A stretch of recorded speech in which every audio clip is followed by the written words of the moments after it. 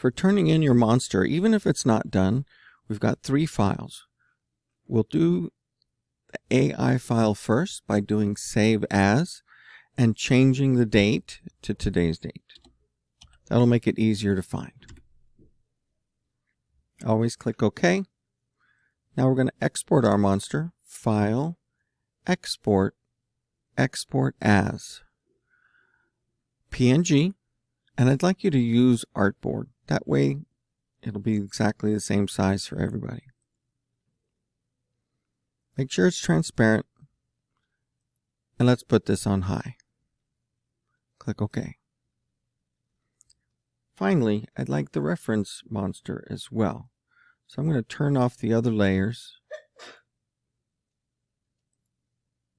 and turn on the reference. It's very important that you bring this back up to 100%. You can see here that the layer is at 100%.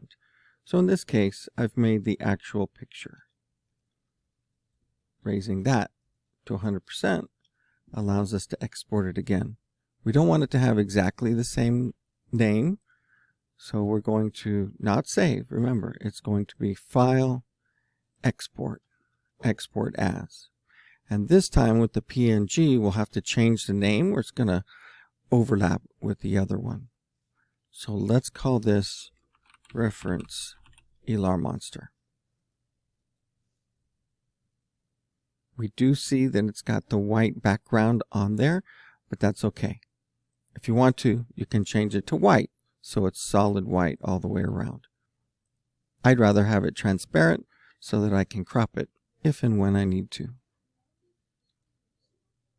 And those are the 3 files that you'll need to turn in.